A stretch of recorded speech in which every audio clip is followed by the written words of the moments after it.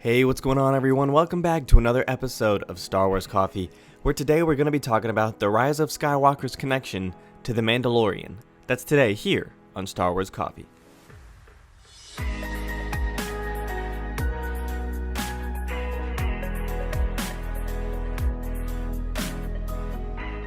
Thank you guys for all of the returning subscribers, but if you're new to the channel and you're just finding me for the very first time, be sure to hit that subscribe button, hit that like button on this video and any other video from the channel that you check out, and be sure to hit that notification bell not once, but twice, so that you're always notified the second a new video goes live. And if you're a big fan of The Mandalorian and I Have Spoken, I have a new I Have Spoken t-shirt up on the official Star Wars Coffee merchandise, so be sure to check that out as well. We're going to throw out a spoiler warning for anybody who doesn't want to know anything about a future episode of The Mandalorian or anything from The Rise of Skywalker, as there will be spoilers from both of those in this video. So these leaks come from Jason Ward over at MakingStarWars.net. Yes, the Supreme Leaker himself. He has been telling us about The Rise of Skywalker for months now, and he corroborates with Jedi Paxis over on Reddit. Their leaks fall very well together, they mesh very well together, and they coordinate with everything that we've seen from the trailers thus far, despite the fact that they were given to us before those trailers came out. And so Jason Ward had this interesting idea that I wanted to give you guys my own take on, and it was very interesting, and it has to start out with The Mandalorian Episode 2, or Chapter 2, excuse me, where Yoda was attempting to heal the Mandalorian. He was continuing to try and get out of his little bubble and try and heal the Mandalorian. And so here is where the Mandalorian spoilers from Episode 3 come in, from Chapter 3, pardon.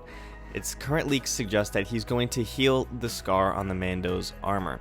So the rumor is that he's going to be handed over to collect his bounty. The Mandalorian's going to hand Baby Yoda over to collect his bounty, and what he's going to do is regret it, because he's going to have some type of conscience, because as I talked about in my Chapter 2 breakdown and review, that they really did a good job of forging this bond between the two characters without any dialogue, just based on the way it was shot. And so that's going to come back to play in this next episode. And so Baby Yoda is going to try and heal the Mando's scar, and he's probably going to be successful at it, and then he's going to hand over Baby Yoda. And then we're going to have the Mando try and get him back, and then that is where the connection to The Rise of Skywalker comes in. So here's where we're going to throw out the next spoiler warning for everything related to The Rise of Skywalker. So in The Rise of Skywalker, on Pisana, when the gang is on Pisana after Leia sends them to go meet up with her old contact, who turns out to be Lando, they encounter a giant sandworm after the First Order discovers their location when they're trying to escape.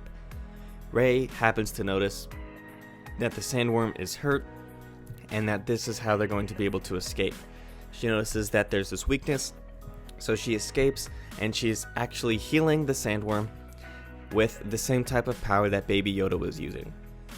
And then later on in the film, during one of Rey's confrontations with Kylo, she stabs him through the chest and defeats him, and then she heals Kylo with that instead of letting him die, before she goes to confront Palpatine for the final time. The irony in all of this, as Jason Ward very astutely pointed out, is that no one is complaining about Baby Yoda trying to use this power and having this super strong connection with the Force in Chapter 2 of The Mandalorian, yet everybody is complaining about Rey now that we're into the third arc of this sequel trilogy, whereas we've seen Baby Yoda for one full episode and partial of another chapter, and no one seems to be complaining about that. Everybody's very excited about that. So Jason makes this great observation that the irony is that everybody has complaints about Rey being able to do all of these Force powers, despite the fact that she took the Jedi text from the Force tree, and despite the fact that she's clearly, in the leaks from The Rise of Skywalker, suggests that she's the granddaughter of Palpatine, which would put her extremely strong with the Force to begin with. Yet Baby Yoda does this, and nobody has any complaints at all, despite the fact that for his age, he's still a baby, even at 50 years of age. So previewing this power in between the time of the original trilogy and the sequel trilogy, since The Mandalorian takes place 6 years after the original trilogy, it's the same calendar year for viewers like us, but in terms of the lore, it's separated by a ton of time, which gives more credibility and probability of Rey being able to learn these powers, especially if she's strong with the Force and is truly the granddaughter of Palpatine or really any strong Force user. And this is likely Yoda species in the same sense would be very strong with the Force, is the rumor, because we still haven't gotten an official name for the Yoda species, but it's very likely that this species is extremely strong with the Force as well, which would make more sense for Rey to be able to have these really intuitive abilities with the Force.